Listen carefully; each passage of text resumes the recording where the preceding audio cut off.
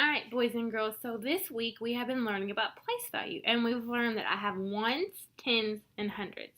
And I've learned that when I have ones, the value of each one of them is 1. If I have a 10, the value of a 10 is 10. And if I have 100, the value of one of these is 100 because I have 100 ones put together to make this block. Well, so we've worked on building it, we've worked on drawing it. Well, today we're going to look at just looking at the digits. So today you are going to rebuild in your notebook a place value chart. So Ms. Wilmoth, I have my hundreds, tens, and ones places. Well, today I'm going to look at some digits. And digits are just another way to say numbers. So Ms. Wilmoth has some numbers for you, some digits, that are from 0 to 9.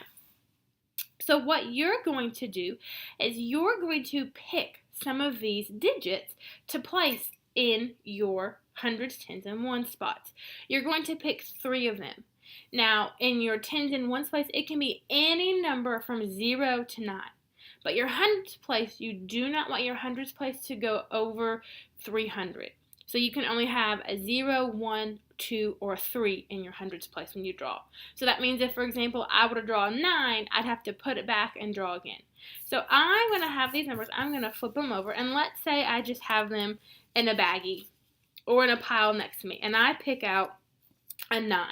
So I'm going to place that 9 in my ones, and I'm going to write it down. I picked out another number. It's a 0.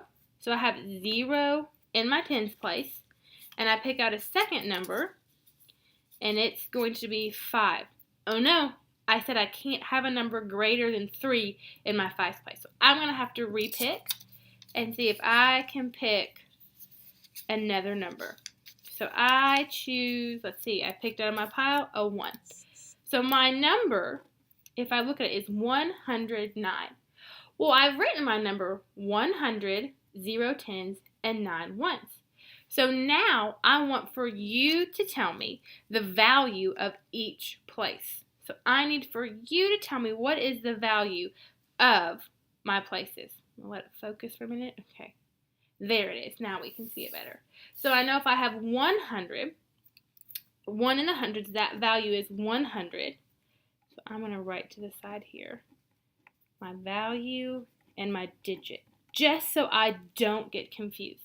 If I have 0 tens, it means I have nothing. I have 0. I have no tens, so my value is 0.